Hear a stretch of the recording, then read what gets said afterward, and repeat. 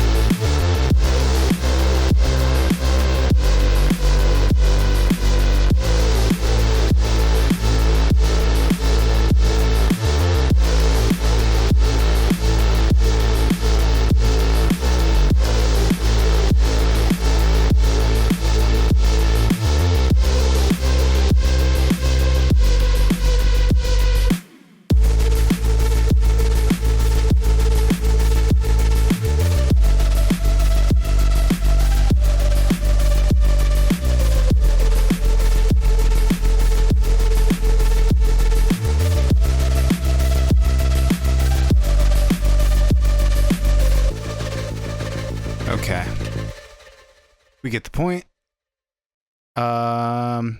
As usual, I usually have about 2 acts to my songs. This would be Act 1. Then we have Act 2. Starting in the beginning, no drums.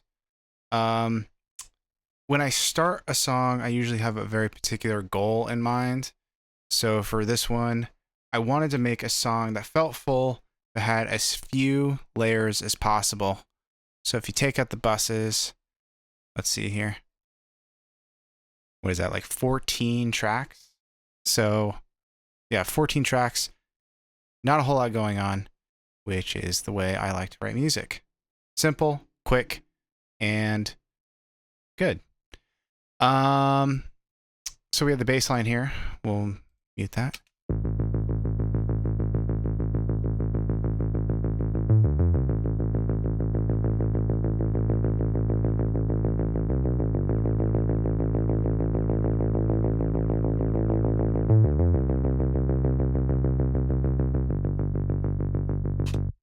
Okay, so the bass line is doing the majority of the heavy lifting in this. And then the lead is more of a supportive layer of the bass. At least that's the way I was trying to treat it.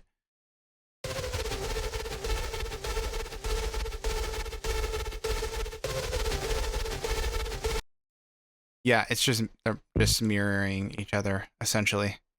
And then these little fills are just off of each other.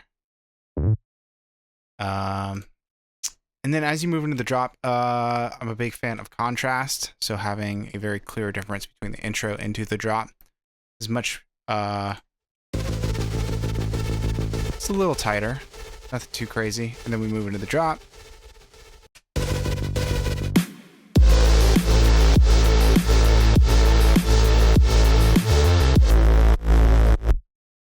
So the bass goes from a pluck into a sustain, so it goes tighter to sustained.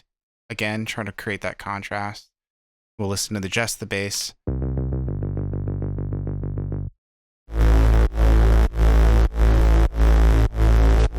Let's look at the difference between these patches. I don't really know. I don't remember. Yeah, so it's essentially just a saw with a really low high cut. And the macro is just adjusting the cutoff, essentially. And then we'll go into the big sustained bass.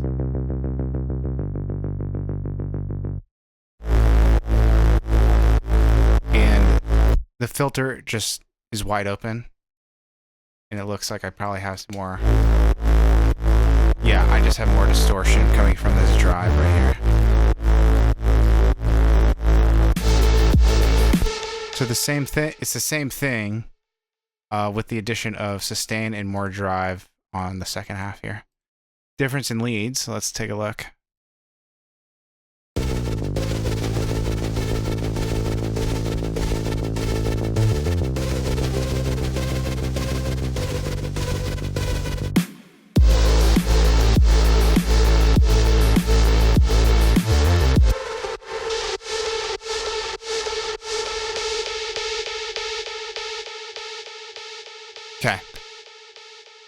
So it looks like I got a saw lead of some sort, which is honestly mostly just noise.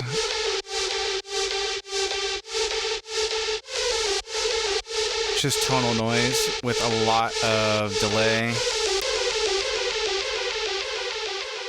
Compression after the delay, because I really wanted the delay to actually be the kind of the forefront, make it more spacious, and like EQ.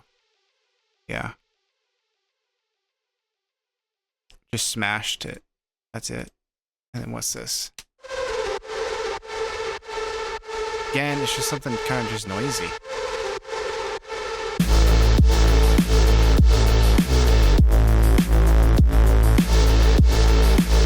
It just gives it space. Drums. Very simple. Okay. One of the easiest ways I find to mix drums is to zoom way in. So if you were to just upload this in, or just throw the samples into Logic, and they would automatically snap to the grid. But so I have the kick. Hold on. I'm trying to find a good spot here. If you zoom way in, you can scoot your sample forward or backwards a few milliseconds and just listen to what it does. So all of these, and we'll just scoot them back and forth, and you can hear the difference.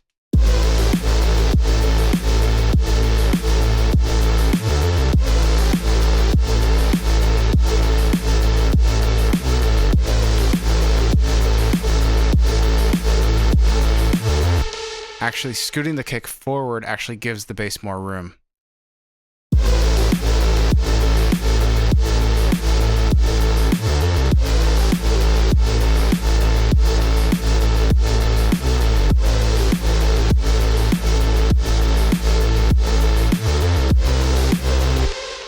And when you scoot your drum samples around by this small of amounts, it doesn't really affect the timing.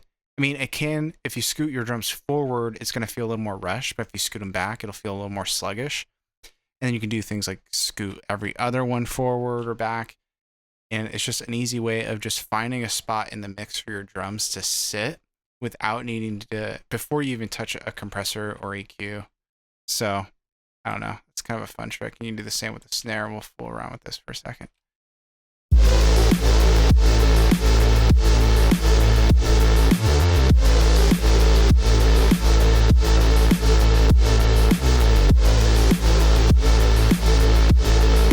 Yeah, same thing. I should have scooted that snare forward. It sounds a little better.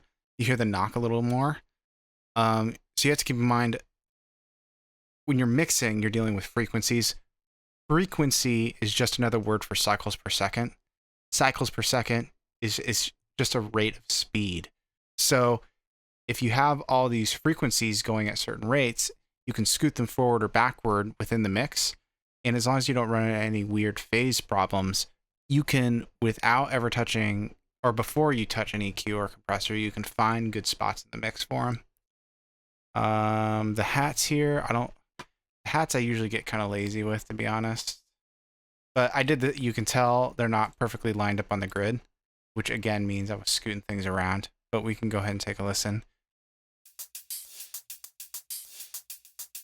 And they're pretty crushed. Yeah. I think I would have opened that up more. Yeah, I shouldn't have pressed the transient on these as much, because I kind of like that.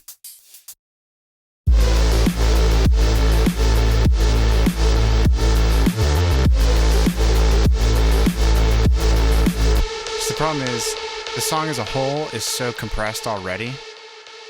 I don't have a whole lot of transients going on, and I should have left more transients in the hi-hat just to kind of fill that top end in a little bit. Transients are usually going to sit at the very, very tippy top end of the frequency spectrum. You can expect those transients to be between like 10 and 20K a lot of the time. And hi-hats usually, you know, that's where they typically sit. Yeah, I should have left those alone. But overall, this is actually one of my favorite songs that I've written. I like how simple it is. It's just a big, simple riff. I love riffs. And that's the tricky part with riffs is they're usually just a very simple it's just a very simple idea that's hard to expand on, right? That's all a riff is. This would be a riff, right? How do you turn a riff into an entire song? You just express it in different ways, right?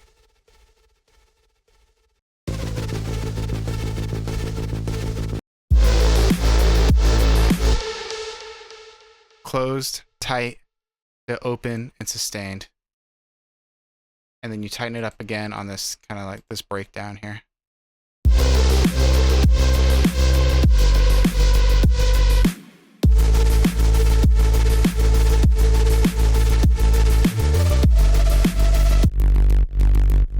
Yeah, so you still have the drive, but we've... Yeah. You still have the drive, but you just tightened in on the sustain, so it's a little bit more of a pluck. Then you go back to this, ease up on the drive.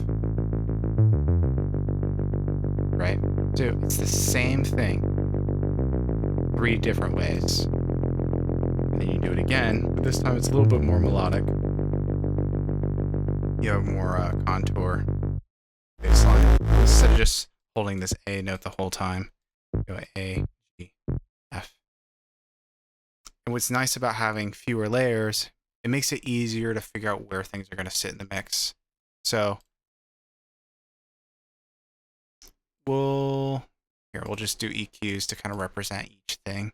So if you have your leads, without ever playing the song, a lot of the time they can sit here, right? Lead zone. Bass line, again, without ever listening. This is just a visualization. This isn't going to be like, this may not be exactly what the end result is. If you're looking to, in your mind's eye, figure out where everything is going to sit, here's your bass line, scoop out the mids, right? So you have your leads, and they nestle in here within the bass line, boom, like so. And then if you have your kick and snare,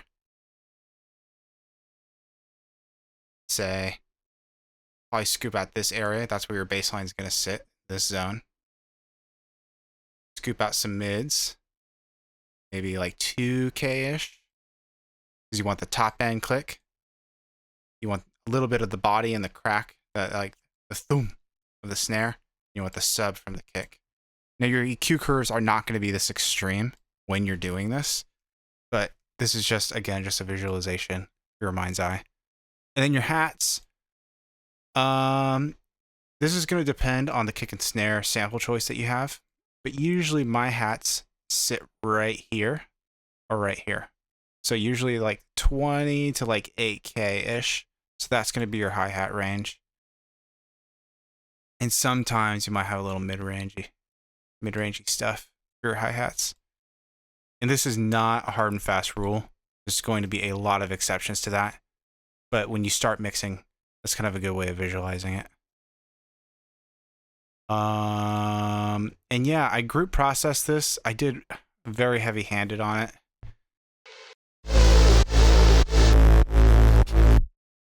Bass line. I actually kept a lot of the sub in this bass line. And my kicks are sitting, my kick and snare are sitting in this pocket right here.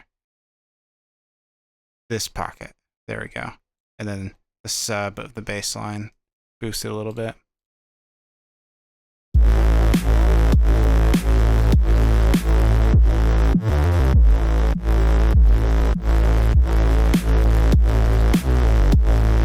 that sounds better. And the hi-hats, we talked about that. Okay, on the master, I do almost the same mastering chain on every single song.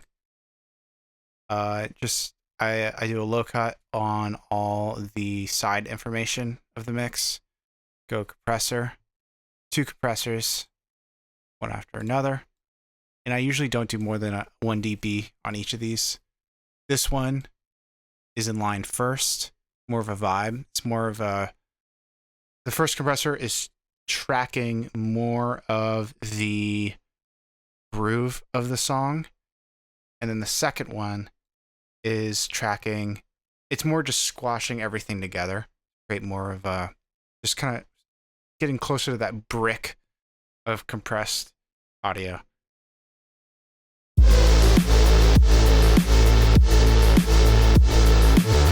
You notice the first one, the one on the left, the needle is moving more. And that's, again, because it's tracking the groove more. I usually try to get the attack right after the transient, and then just a little bit of sustain on the kick. So I'm just trying to get that relationship between, I'm trying to get the whole groove of the track to vibe more with the kick and the bass, because that is the heart of this genre of music. After those, go linear multiband, just squashing everything a little bit and trying to catch any weird jumps in dynamics in each of the kind of the frequency spectrums here, or in each section of the total frequency spectrum. Yeah, Oxford Inflator, killer plugin. Don't know what it does, but it sounds really good. Off. Okay. Big change in volume, so it's hard to tell what's going on there. Kramer tape. It's a tape compressor, so it cuts a lot of the highs into low lows. So dance music usually you compensate by you end up having a lot of extra low end because that's what you want it to sound like. But then you get bass cancellation, so you compensate, so you boost the high end, so you end up with this really dramatic like smiley face curve. So in order to compensate for that, I usually just throw this on and it just tames the highs and the lows just a little bit. It just gives you a more balanced, more balanced tone. And then a limiter. That's my song Lazarus. Link in my profile. I'm trying to do more of these track walkthroughs, so I'm getting the hang of it here. And appreciate you listening. I'll talk to you soon.